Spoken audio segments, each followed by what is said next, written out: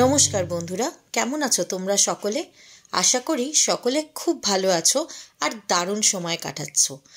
এই শীত পড়ছে পড়ছে আমেজ তখন দেখবে একটু আধটু খাওয়ার ইচ্ছেটাও কিন্তু বেড়ে যায়। তাই তোমাদের জন্য আজকে যে রেসিপিটা নিয়ে এসেছি সেটা ট্রাই না করে থাকতেই পারবে না। দেখেই বুঝতে পারছো রেসিপিটার নাম রসগোল্লা। বাঙালির শ্রেষ্ঠ খাবার, বাঙালির সবচেয়ে প্রিয় খাবার রসগোল্লা। সেটাই কি করে বাড়িতে বানাবে আজকে সেটাই আমি তোমাদের।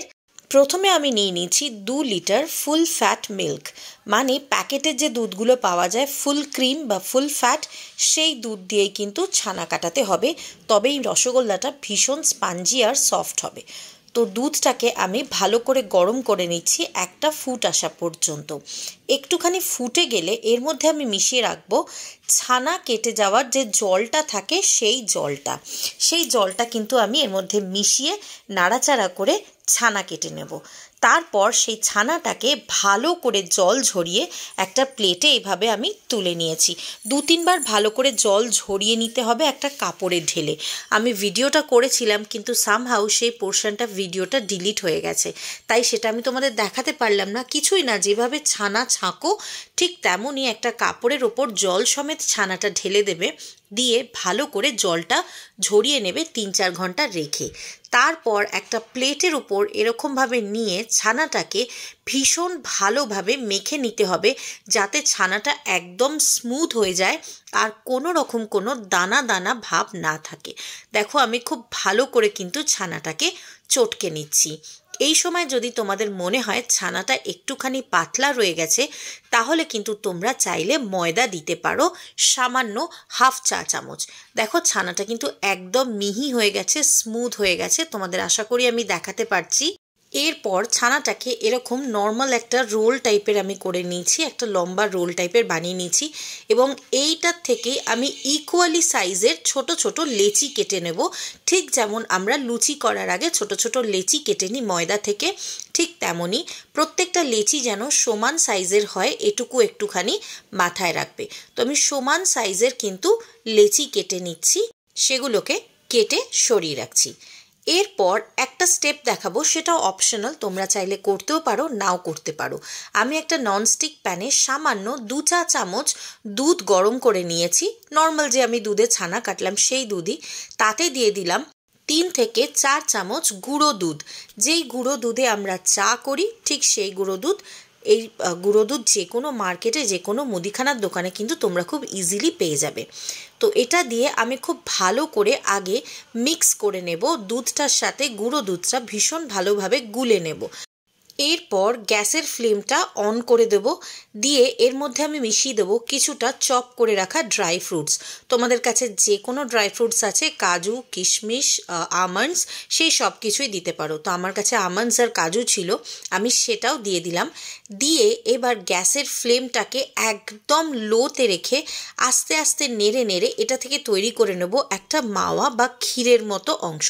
যতক্ষণ না দুধটা ড্রাই হয়ে যাচ্ছে আর মাখা মাখা হয়ে যাচ্ছে ততক্ষণ পর্যন্ত কিন্তু এটা আমাকে লো ফ্লেমে নাড়াচাড়া করতে হবে। তো দেখো আমি লো ফ্লেমে একদম নাড়াচাড়া করে একটা মাওয়া তৈরি করে নিচ্ছি, যেটা রসগোল্লার ভেতরে আমি স্টাফিং দেব। তোমরা চাইলে কিন্তু এই স্টেপটাকে স্কিপ করতে পারো, এই পোর্শনটা তোমরা নাও করতে পারো। দেখতে পাচ্ছ দুধটাকে কিন্তু লো ফ্লেমে নাড়াচাড়া করতে করতে অনেকটা ঘন হয়ে এসছে। এই সময় আমি এতে মিশিয়ে দেবো ছোট্ট 1/2 চা চামচ পরিমাণ ঘি, যে কোনো ঘি যেটা তোমাদের বাড়িতে আছে, দেশি ঘি হতে পারে বা গাওয়া ঘি হতে পারে। দিয়ে ভালোভাবে নাড়াচাড়া করে এই মাওয়াটাকে আর একটু আমি ড্রাই করে নেবো, কারণ এটা আমি রসগোল্লার ভেতরে ছোট ছোট যে পুর থাকে সেই রকম পুর দেব। তোমরা চাইলে কিন্তু এই স্টেপটাকে স্কিপ করতেই পারো। নর্মাল রসগোল্লাটাও কিন্তু যদি বানাও খেতে কিন্তু অসাধারণ লাগে। তো দেখো আমি আস্তে আস্তে এই ক্রিমটাকে ঘন করে নিচ্ছি, যেটা আমার রসগোল্লার ভেতরে স্টাফিং হিসেবে যাবে। এভাবেই নাড়াচাড়া করতে করতে দেখবে এটা কিন্তু একদম ঘন হয়ে যাচ্ছে। ফ্লেমটা কিন্তু বাড়িয়ে কখনো করবে না, তাহলে এই জিনিসটা কিন্তু পুরোটা নিচে থেকে লেগে যাবে। একদম লো ফ্লেমেই এটা করতে হবে। লো ফ্লেমে হয়ে গেলে গ্যাসটাকে অফ করে দিতে হবে, দিয়ে কিছুক্ষণ রেখে দিলেই কিন্তু রেডি হয়ে যাবে তোমাদের এই স্টাফিংটা। আমি দেখো আরও হাফ চা চামচ ঘি মিশিয়ে দিলাম যাতে এটা নিচে না লেগে যায়। দিয়ে ননস্টিকের প্যানেই কিন্তু এটা আমি ভালো করে নাড়াচাড়া করে নিচ্ছি, করে আমি স্টাফিংটা রেডি করে নিলাম। আমি একটু পাতলা থাকতে থাকতে কিন্তু গ্যাসটা অফ করে দিয়েছিলাম। এবার দেখো এটা গরম হিটের থেকেই কিন্তু এরম হয়ে গেছে। এবার আলাদা একটা ননস্টিকের প্যানে আমি চিনি গরম করব। আমি এখানে কিন্তু 3 কাপ পরিমাণ চিনি নিয়ে নিয়েছি। 3 কাপ পরিমাণ চিনিতে আমি দিয়ে দেব 2 মাগ জল, মানে ছোট মাগ যেগুলো প্রায় 400 ml মতো জল ধরে, সেই 400 ml এর 2 মগ মানে 800 ml জল আমি দিয়ে দিলাম 3 কাপ ভর্তি ভর্তি চিনিতে, কারণ রসগোল্লার রস কিন্তু ভীষণ পাতলাই হয়। এবার নাড়াচাড়া করে আমাকে একটা পাতলা শিরা তৈরি করে নিতে হবে, বা পাতলা একটা রস তৈরি করে নিতে হবে। এর মধ্যেই আমি কিছুটা এলাচ মানে ছোট এলাচের দানা গুঁড়ো করে বা ভালো করে গ্রাইন্ড করে দিয়ে দিলাম, যাতে এলাচের স্বাদটাও রসগোল্লায় আসে। তোমরা চাইলে কিন্তু যারা এলাচের স্বাদ পছন্দ করো না স্কিপ করতে পারো। রসটা ফুটতে দিয়ে আমি এবার এখানে রসগোল্লাটা তৈরি করে নেব। দেখো আমার স্টাফিংটাও রেডি হয়ে গেছে, তাতেও কিছুটা আমি এলাচের গুঁড়ো দিয়ে দিলাম। তোমরা চাইলে এই এলাচের স্টেপটাও স্কিপ করতে পারো। এবার পুরো জিনিসটাকে আমি এলাচের গুঁড়োর সাথে ভালো করে স্টাফিংটা মেখে নেব, নিয়ে ছোট ছোট কয়েকটা বল তৈরি করে নেব। ঠিক যতগুলো রসগোল্লার লেচি আমার আছে ততগুলোই ছোট ছোট বলস আমি তৈরি করে নিয়েছি। এইবার রসগোল্লার লেচিটাকে আমি এরকমভাবে হাত দিয়ে দিয়ে বোল শেপে ছোট ছোট বাটির মতো করে শেপ করে নিয়ে তার মধ্যে এই স্টাফিংটা দিয়ে আস্তে আস্তে তৈরি করে নেব রসগোল্লাগুলো। রসগোল্লা যখন ফোল্ড করবে মাথায় রাখবে যেন কোনো রকম কোনো ক্র্যাক না থাকে, কারণ রসগোল্লা যখন তুমি ভালো করে রোল করবে যদি ক্র্যাক রয়ে যায় সেখান থেকে কিন্তু রসগোল্লাটা ফেটে যাবে। যদিও আমি এক হাতে করে করে তোমাদের দেখাচ্ছি, কিন্তু আমি এটাকে পরে ক্যামেরা অফ করে 2 হাতে সুন্দর করে রোল করে নেব। তোমাদের বোঝানোর জন্য আমি এক হাতে ক্যামেরা ধরে রয়েছি, তাই এক হাতে করে দেখাচ্ছি। দেখো আরেকটা রসগোল্লাতেও আমি এরকমভাবে স্টাফিংটা পুরে দিয়ে রোল করে নিচ্ছি। চলো আমি প্রত্যেকটা রসগোল্লা এইভাবে স্টাফিংটা পুরে দিয়ে সুন্দর করে সেম রোল বানিয়ে নিই। দেখো এদিকে কিন্তু রসটাও ফুটতে শুরু করেছে মোটামুটি। তো এই রকম যখন কন্ডিশনে আসবে, রসটা ফুটতে শুরু করবে, তখন কিন্তু একটু নাড়াচাড়া দিয়ে দেবো। মাথায় রাখবে রসগোল্লার রস কিন্তু ফুটতে ফুটতে ঘন হয়ে যায়, তাই প্রথম থেকে কিন্তু রসগোল্লার রসে 1 তার 2 তার এরম কোনো তার বানাবার দরকার পড়ে না। রসগোল্লার রস সবসময় কিন্তু পাতলা হয়, তবেই কিন্তু রসগোল্লার ভেতরে রসটা যাবে যখন ছানাটা ওর মধ্যে পড়ে ফুটতে শুরু করবে। এবার দেখো আমি সুন্দর করে প্রত্যেকটা রসগোল্লার শেপ করে নিয়েছি যাতে কোনো রকম কোনো ক্র্যাকস না থাকে। যতটা সম্ভব চেষ্টা করেছি স্মুথলি এগুলোকে রোল করার। চলো এবার এই ফুটন্ত রসে একটা একটা করে রসগোল্লা ঢেলে দিই আর দেখি কি হয়। আমার তো ভয় করছে যদি ছেড়ে যায়, তবে আশা করি যেভাবে এটাকে আমি সুন্দর করে রোল করেছি একটাও ছাড়বে না। তো চলো শুরু করা যাক রসগোল্লাকে রসে ডোবানোর পদ্ধতি। দেখো রসটা কিন্তু ফুটতে শুরু করেছে। এই সময় আমি মিনিমাম টেম্পারেচার আর ম্যাক্সিমাম টেম্পারেচারের মাঝামাঝি টেম্পারেচারটা সেট করেছি, মানে মিডিয়াম টেম্পারেচারে সেট করেছি। মিডিয়াম টেম্পারেচারে সেট করে আস্তে আস্তে রসগোল্লাগুলো ছেড়ে দিচ্ছি রসের মধ্যে। খুব টেনশনেই ছাড়ছি, ফিঙ্গার ক্রসড। আশা করি যেন রসগোল্লাগুলো না ভাঙে। এটা আমার প্রথমবার করা রসগোল্লা, তাই ভয়ে ভয়েই রসগোল্লাগুলো রেডি করছি। আশা করি ভালোই হবে। তো চলো দেখো এখনও পর্যন্ত তো ছাড়েনি। একটা একটা করে রসের গোল্লাগুলো আমি রসের মধ্যে ডুবিয়ে দিলাম।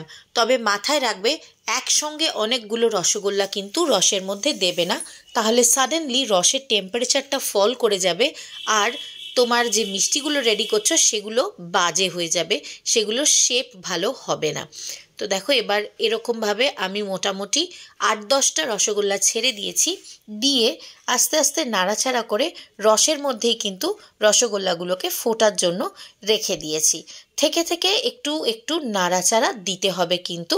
দেখো আমি একটু আস্তে আস্তে নাড়াচাড়া করে দিচ্ছি, তবে খুব সফটলি, রসগোল্লায় যেন কোনোভাবে ধাক্কা না লাগে, কারণ রসগোল্লাগুলো কিন্তু এখন কাঁচা রয়েছে।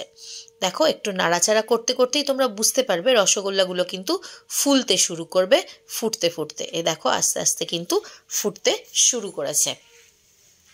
যদি তোমাদের চিনি যে শিরাটা তোমরা বানাচ্ছ সেই চিনিটা যদি নর্মাল কোনো দোকান থেকে আনা চিনি হয় তাহলে সেই চিনিটাকেও ক্লিন করে নেবে। কি করে করবে, রসটা ফোটাবার সময় 2-4 ফোঁটা দুধ দিয়ে দেবে, দিলে দেখবে দুধ দিলে ওই রসটার থেকে একটা কাঠের মতো বেরোচ্ছে, সেই কাঠটা তুলে ফেলে দেবে, তারপর এতে রসগোল্লা দেবে। যেহেতু আমি সালফারলেস সুগার ইউজ করেছি, সালফারলেস সুগারে কিন্তু নোংরা আসার কোনো ব্যাপার থাকে না, আর এটা প্যাকেটের চিনি, তাই রসটা এমনিই পরিষ্কার। সেই জন্য আমাকে চিনির রসটাকে পরিষ্কার করে নিতে হয়নি। এবার দেখো কিছুক্ষণ আমি ঢাকা দিয়ে রেখে দিলাম। রসগোল্লাগুলো মোটামুটি ফুটে গেছে, তো এবার আমি একটু ঢাকা দিয়ে রাখলাম। মাঝে মধ্যে কিন্তু ঢাকনা খুলে খুলে একটু নেড়েও দেবো। এবার ঢাকনাটা খুলে দেখো রসগোল্লাগুলো ফুটে গেছে আর কি বড় বড় হয়ে ফুলে উঠেছে। কি কেমন হয়েছে রসগোল্লাগুলো? একদম দোকানের মতো না? আশা করি তোমরাও চেষ্টা করলে তোমাদেরও এরকম হবে। শুধু প্রত্যেকটা টিপস যেগুলো বললাম সেটা ভিডিও স্কিপ না করে যদি দেখে থাকো, প্রত্যেকটা টিপস ফলো করবে, তাহলে তোমাদের বাড়ির রসগোল্লাগুলোও ঠিক এরকমই সুন্দর হবে। আর বাড়ির লোকজনকে এরকম রসগোল্লা খাইয়ে একদম তাক লাগিয়ে দিও। চলো লাস্ট ফিনিশিং, আমি আরেকবার একটুখানি রসগোল্লাটা ফুটিয়ে নিয়ে এরপর ঢাকা দিয়ে রেখে দেবো একটা স্ট্যান্ডিং টাইম দিয়ে। তো দেখো আমি লাস্ট ফিনিশিং একটুখানি 2-3 মিনিটের জন্য ফুটিয়ে নিচ্ছি, দিয়ে এবার একটা স্ট্যান্ডিং টাইম দিয়ে রেখে দেবো মিনিট 3-4 জন্য। 3-4 মিনিট পর রসগোল্লাটাকে গ্যাস থেকে নামিয়ে নিয়েছি। আশা করি এবার ঠান্ডা হয়ে গেছে। তো দেখো রসগোল্লাগুলো এবার আমি একটা বোলে তুলে নিচ্ছি। তোমাদেরকে একটু দেখাই রসগোল্লাগুলো কেমন হয়েছে। এই দেখো প্রথম রসগোল্লাটা দেখতেই পাচ্ছ, একদম রসে চুপচুপে হয়েছে, দেখাই যাচ্ছে, দেখেই বোঝা যাচ্ছে। আর সত্যি বিশ্বাস করো রসগোল্লাগুলো খেতে ভীষণই সুন্দর হয়েছিল। তাই তোমরা যারা রসগোল্লা খেতে ভালোবাসো অতি অবশ্যই প্রত্যেকটা টিপস অ্যান্ড ট্রিক্স ফলো করে এরমভাবেই বাড়িতে বানিয়ে নিও রসগোল্লা। কথা দিচ্ছি নো ফেল রেসিপি, ভীষণ ভালো হবে আর প্রত্যেকে খাইয়ে তোমরা কিন্তু তাক লাগিয়ে দিতে পারবে। তাই রসগোল্লাগুলো বাড়িতে বানিয়ে দেখো। এরপর এই রসগোল্লাগুলো দিয়েই আমি বানিয়েছিলাম বেকড রসগোল্লা। পরের সিজনে বেকড রসগোল্লার রেসিপিটা নিয়ে আসছি তোমাদের জন্য। তাই যদি এই ভিডিওটা ভালো লেগে থাকে তাহলে চ্যানেলটাকে সাবস্ক্রাইব করো, পাশে থাকা বেল আইকনটা প্রেস করে অল বাটনটা প্রেস করো, যাতে আমার কোনো ফার্দার ভিডিও এলে তোমরা নোটিফিকেশন পাও। আর বেশি বেশি করে কমেন্ট করো, জানিও তোমরা আরও কী কী রেসিপি দেখতে চাও। অনেক কষ্ট করে খেটে খুঁটে বুদ্ধি খাটিয়ে তোমাদের জন্য রেসিপিসগুলো নিয়ে আসি, তাই একটু কমেন্ট করে এনকারেজ করো। যদি কমেন্ট করতে ইচ্ছে না করে অন্তত একটা লাইক করো, একটা লাভ রিয়্যাক্ট দিও, তাহলেও কিন্তু আমি খুব খুশি হব। তো চলো আমার রসগোল্লাগুলো কিন্তু এইভাবেই সাজানো হয়ে গেছে। তোমরা চাইলে গার্নিশিংয়ের জন্য এর ওপর থেকে একটুখানি ড্রাই ফ্রুটস ছড়িয়ে দিতে পারো, সেটাও দেখতে দারুণ হয়।